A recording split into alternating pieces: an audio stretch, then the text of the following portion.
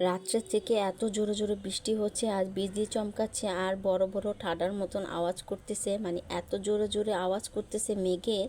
দেখে তো আমার খুবই ভয় লেগেছে। রাত্রেবেলা বেশি একটা ঘুম ভালো হয়নি। তো সকালবেলা উঠেও দেখি অনেকটাই বৃষ্টি হচ্ছে, প্রায় 8টা 9টা পর্যন্ত বৃষ্টিই হয়েছে।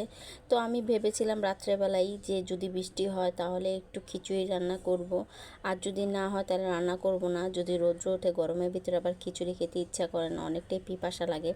তো যেহেতু আবহাওয়াটা একটু ভালো ছিল, ঠান্ডা ঠান্ডা আবহাওয়া ছিল, রোদ একদমই ওঠে নাই, তো ভাবলাম যে একটু খিচুড়ি করি। কিন্তু খিচুড়ি করব কি, আমার সাথে একটা অদ্ভুত ঘটনা ঘটে গেছে। মনে করছি আবরা আব্বু মানে ভাত খেয়ে বের হবে, তো এদিকে ভাত চড়া দিয়েছি, তারপর এদিকে আলু পেঁয়াজগুলো কেটে নিচ্ছি। তো আজকে একটু মুরগি মাংস রান্না করব।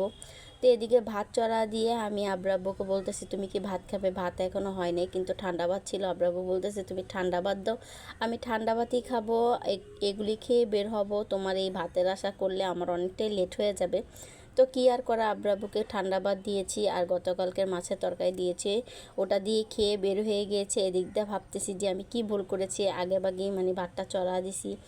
আমি যদি ভাতটা না চড়াইতাম তাহলে হয়তো আমি খিচুড়ি রান্না করতে পারতাম। কিন্তু আমার তো মাথায় একদম বুদ্ধি, আমার তো ভাত দিয়ে খিচুড়ি রান্নতে অনেক ভালো লাগে। আমি প্রায় প্রায় পান্তা ভাতের খিচুড়িটা খুবই বেশি পছন্দ করি। প্রায় প্রায় পান্তা ভাতের খিচুড়ি বা ভাতের খিচুড়ি আমি সবসময় রান্না করেই থাকি। তো আজকে আমি ভাবলাম যে ভাতের খিচুড়িটাই রান্না করি।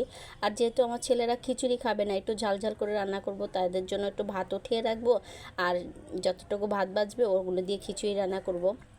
তো এদিকে মুরগির মাংসটা আমি ভালোভাবে সুন্দর করে মানে একটু ময় মশলা দিয়ে কষিয়ে নিয়েছি। ইদানিং ধরে মুরগির মাংসটা যেভাবেই রান্না করি সেভাবেই জানি স্বাদ হয়, মানে তাড়াহুড়া করে রান্না করলেও স্বাদ হয়। আর এদিকে দেখেন এই চুলায় আমি ভাত দিয়ে আজকে খিচুড়ি বসা দিয়েছি। আগে ভাগে কিন্তু আমি ডাল, পেঁয়াজ মরিচ এগুলি সব কিছু কষিয়ে নিয়েছি, আদা রসুন, আর তারপরে ভাতটা দিয়ে দিয়েছি। এখন আমি পানি দিয়ে দিব, কয়েকটা কাঁচামরিচ দিয়ে দিব, দিয়ে এগুলি নাড়াচাড়া করে আমি অনেকক্ষণ রেখে দিব ঢেকে, কারণ এগুলো আমি ল্যাটকা খিচুড়ি রান্না করব। তো এদিকে আমার মাংসের তরকারিটা প্রায় হয়ে যাচ্ছে। তো কলিজা দিতে আমি একদমই ভুলে গিয়েছি, তো এখানে আমি কলিজাটা দিয়ে দিচ্ছি। আর এই তো এখন আমি মানে জিরা ফাঁকি দিয়ে দিব, প্রায় অর্ধেকটাই হয়ে গেছে। আর আমাদের মেয়েদের তো অভ্যাসই কি জানেন, মানে যেটাতেই পারি সেটাতেই বাটা স্টার্ট করি, জিরার ফাঁকি করা স্টার্ট করে দিয়ে এই তো বেলুন ফ্রি দিয়ে আমি জিরার ফাঁকিটা করে এখন এই তো ঢেলে দিয়েছি। আর এই তো আমার প্রায় হয়ে গিয়েছে। ইদানিং মুরগি মাংসটা এত মজা হয়, আর কালারটাও কিন্তু দারুণ হয়। তাড়াহুড়া রান্না কিন্তু আসলে অনেকটাই মজা হয়।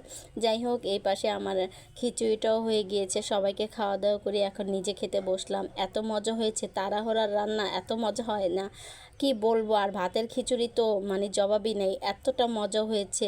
যাই হোক, এই তো আমি একটু সাজিয়ে গুজিয়ে খেতে বসে পড়লাম। সালাদ নিলাম, শশা নিলাম, আর সাথে কাঁচামরিচ দিয়ে খেতে